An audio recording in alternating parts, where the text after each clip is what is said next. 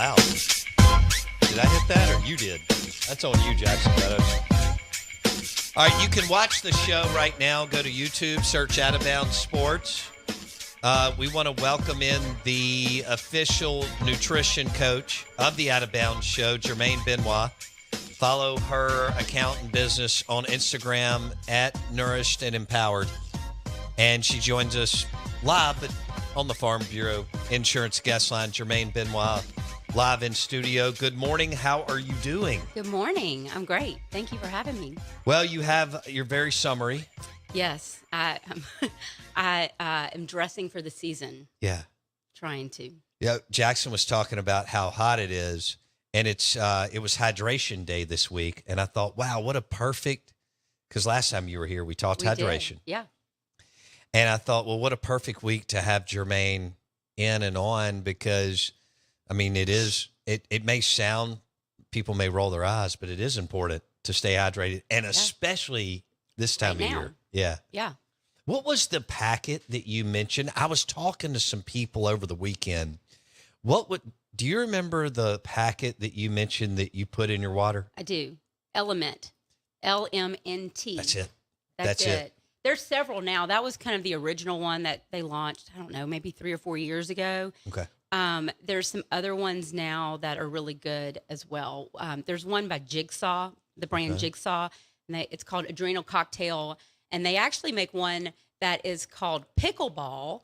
Really? Yeah, it's called Pickleball, and it's the same thing, but it has a little bit more potassium.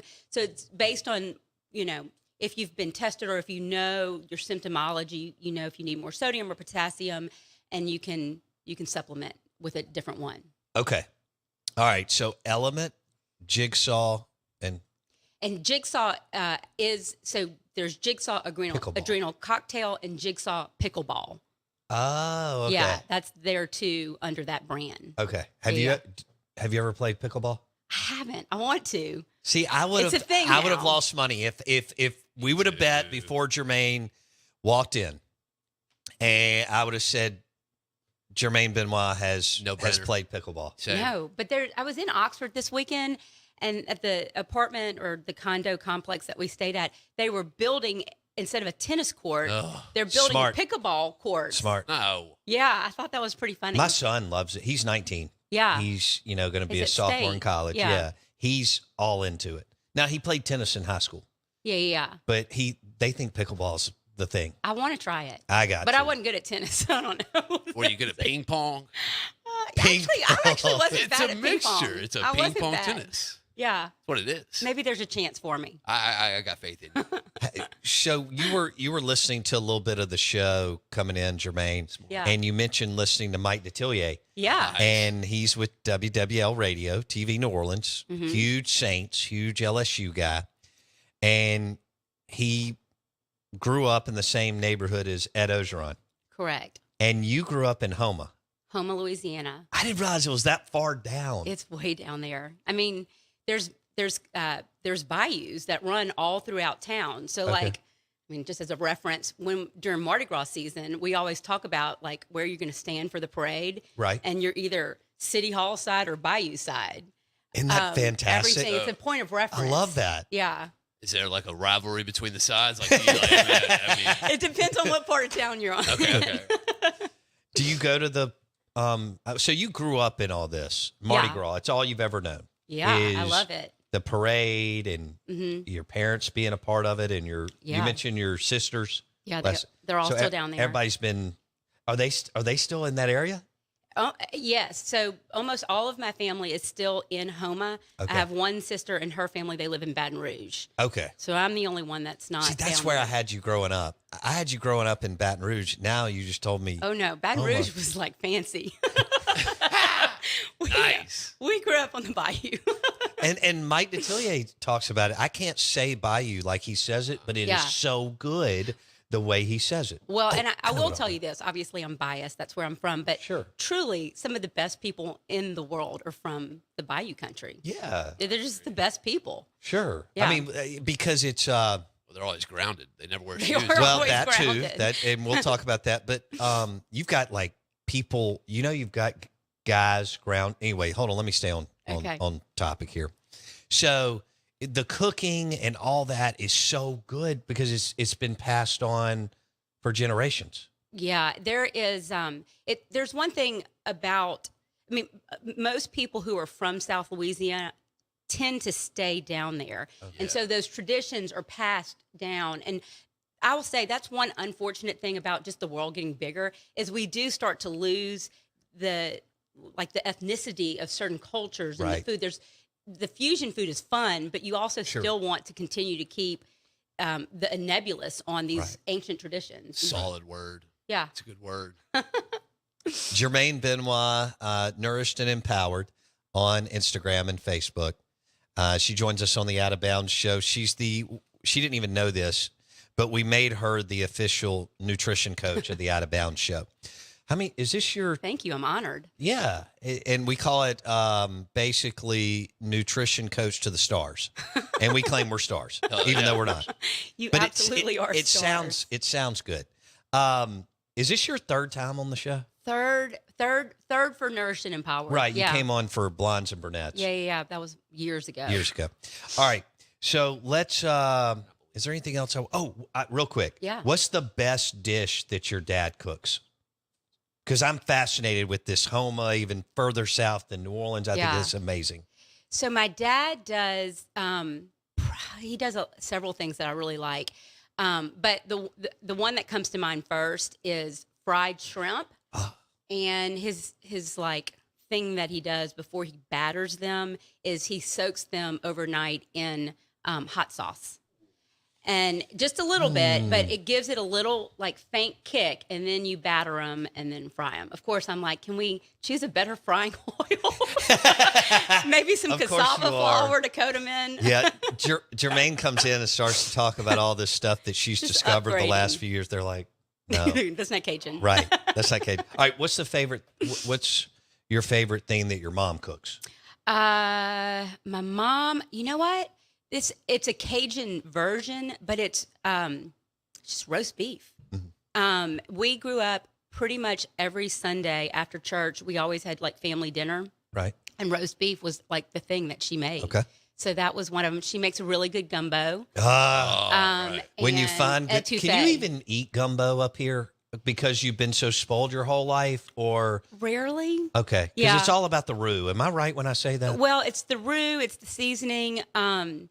Yeah, it is. I don't know. You know, when you've grown up with that like really good food, I do tend to like throw my nose up a little bit at some of them that aren't truly Cajun. Right. Yeah.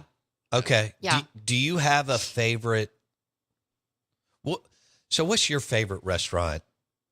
I'm sure you have a bunch, but what's one of your favorite restaurants in New Orleans? Oh gosh, this is like asking me which baby is the best. Right.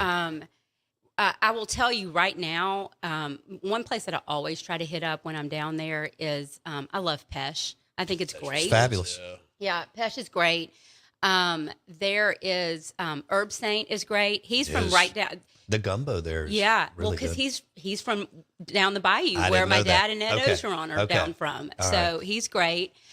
So a lot of his restaurants are some of my favorites, honestly. I love Old School Mr. B's. I love their gumbo. Yes. And their barbecue shrimp. Yeah. All right. So have you ever been to a Chafalaya? Oh, yeah. It's been a long time, though. Okay. But, yeah, it's great.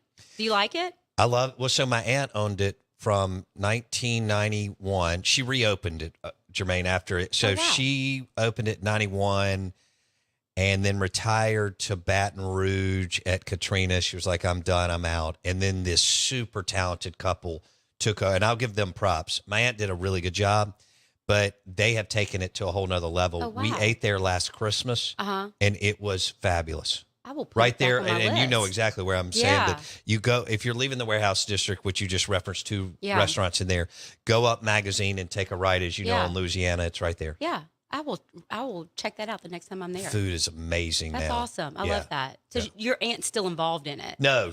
She's not. She went to Baton Rouge at Katrina and all that. Okay, but she had it for about 14 or 15 years. Very cool. Yeah. So, very cool. All right.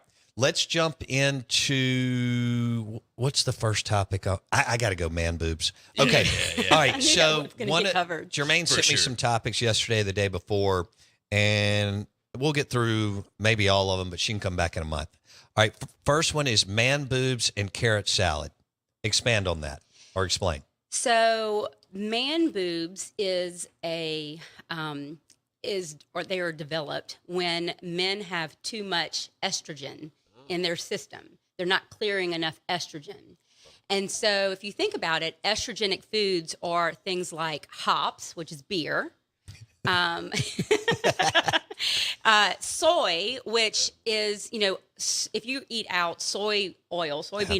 is in everything. It's very estrogenic. So those are kind of the two main ones. There's other things like lentils and chickpeas and things like that in high amounts. But I would say soy and beer probably are maybe the two main contributors. So what happens is that's the body kind of always giving us a sign that you have excess estrogen. And one of my favorite ways to pull out excess estrogen is a raw carrot. So I do, there's a thing out there, it's like the raw carrot salad, but if you don't even want to do that, you can just eat a raw carrot. But there are fibers that are in carrots that will latch onto this excess estrogen and pull it out of the body. But the key is you got to do it daily.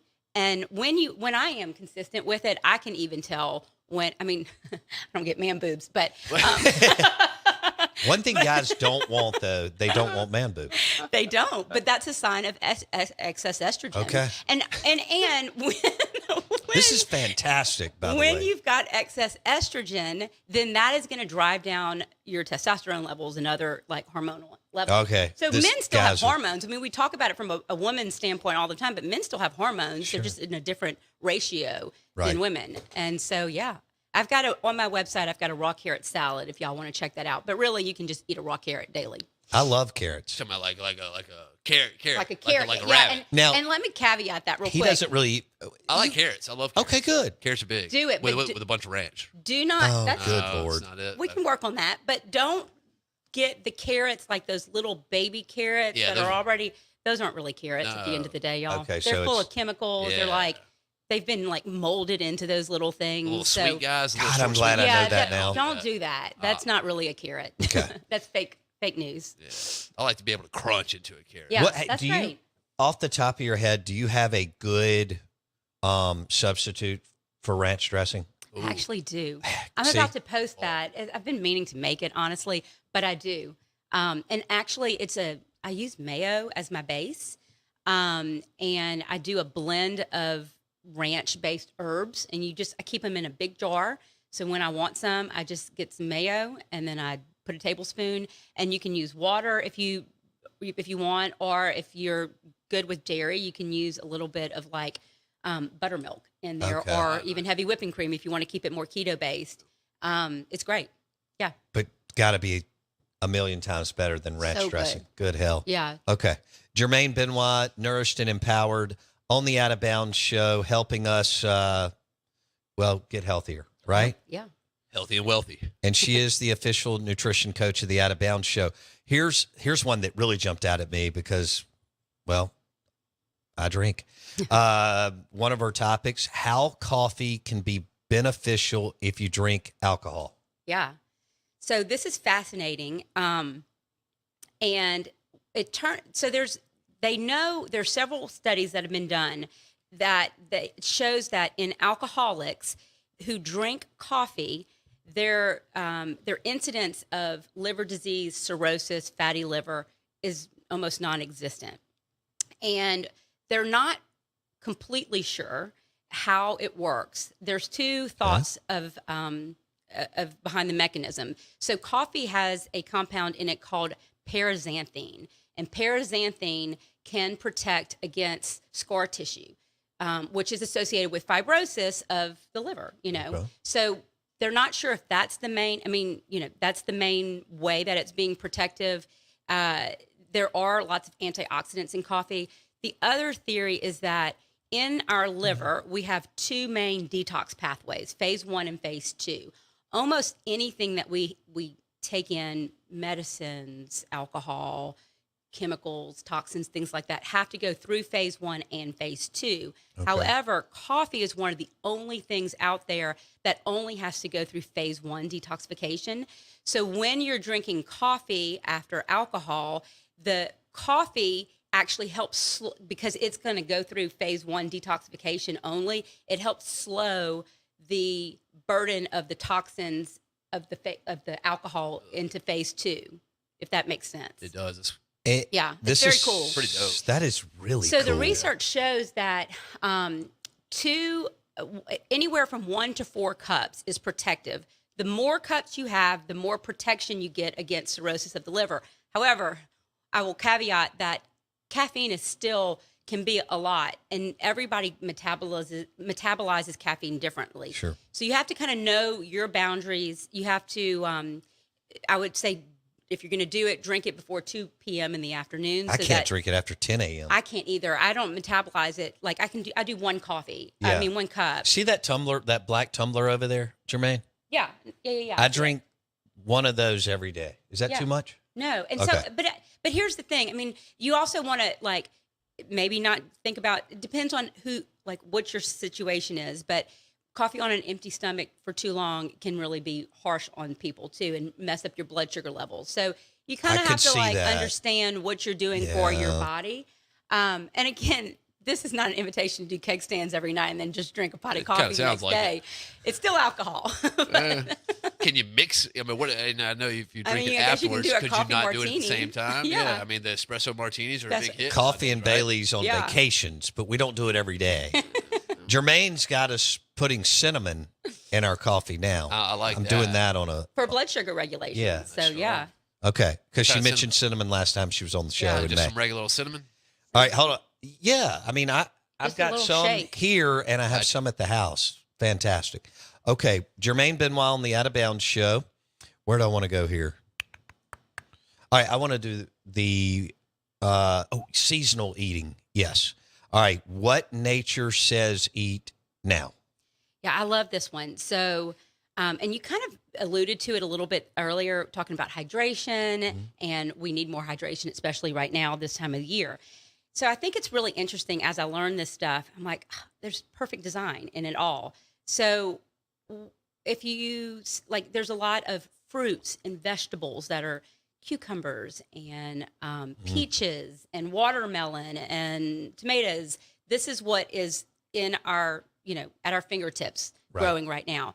So these are all high in water content, but also the sodium and the potassium and the magnesium and the chloride, which is what really hydrates us at the end of the day. It's not just water. You need those minerals on board for it to actually get into the cell and truly hydrate I love you. that. And so what's also interesting is these are more carbohydrate-rich foods, right? So I think we talked about this the last time I was on here. We were talking about metabolic flexibility, which means that you can go in and out of burning fat or carbs for fuel. And those are our two main fuel sources. And so if you if carbs are abundant right now in the sun, we have the ability to actually metabolize carbohydrates more efficiently than, let's say, in the dark months. But it makes sense because these things aren't growing in the dark months. So the theory is that this time of the year, we eat more carbohydrate-rich foods. They fuel our system. To a certain degree, they can even pack on pounds, which would then, in the olden days, carry us through winter, right? We don't really want to do that, but in theory, it is that.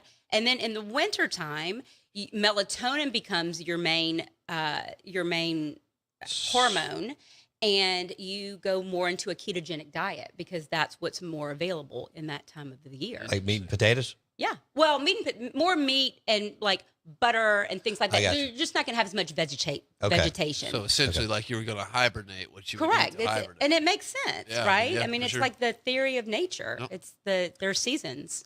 I love this. All right, do we have time for one more? Yeah. We got like 4 Yeah, you minutes. got 4. Okay. Okay. Germaine Benoit on ESPN 1059 The Zone. This interview will be on Apple Podcast or Spotify later, and you can search Out of Bounds with Bo Bounds. We're on YouTube right now, but then it will also podcast on our YouTube channel. Search Out of Bounds Sports. Okay, let's go vitamin D versus melatonin and why vitamin D is the hormone of the summer, Germaine. So this kind of goes into what we just talked Right. about, right? We're in the sun. We have the opportunity to be in the sun throughout the summer months, right? Vitamin D is made in our skin with cholesterol that's in our skin, and then it synthesizes into vitamin D.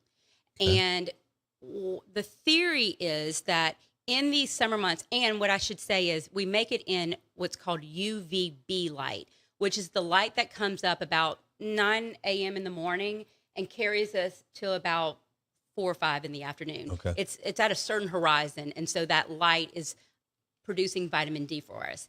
We have the ability to store that. So like a fair-skinned person, if they spend 1 to 2 That's right. hours in the sun, Yeah. you have the ability to make 100,000 IUs of vitamin D in an hour or so. Damn. Now you don't want to have, and here's the thing, this is where you need to start to be, careful with it though, because sunscreen is going to block UVB light, which is then going to block vitamin D synthesis. Really?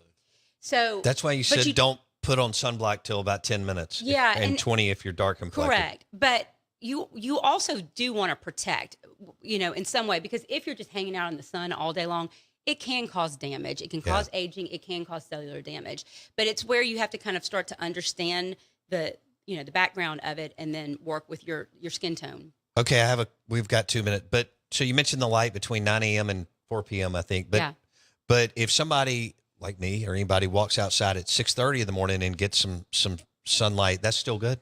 It is good, but for a different reason. You're not going to be making vitamin D at that time. Okay. At 6 a.m., that's when the light, like the sun is coming up. Okay. And within the first hour of the sun coming up, your body's what's happening is cortisol is rising, melatonin is going down, and it's setting you up for the day.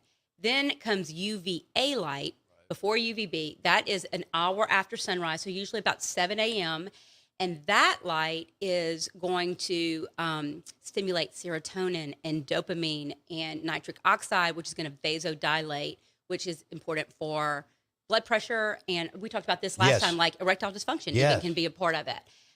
So those are some of the things. And it's setting up melatonin for the latter part of the evening, too. Okay. So All right. all different roles. We'll do this again in a month or so. Yeah. That was Yeah. great. Awesome. I love it. That was good. Love coming on. Are you see heading to y'all. the beach? I am tomorrow. That's awesome. Yeah. So you're going to be doing your grounding.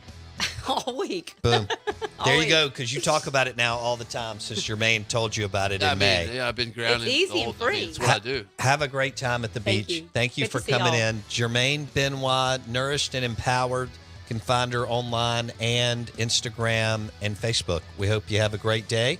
Thanks for listening to the show. If you missed anything, go to Apple Podcast or Spotify. Search Out of Bounds with Bow Bounds. If you want to watch the video, go to YouTube, search Out of Bounds Sports.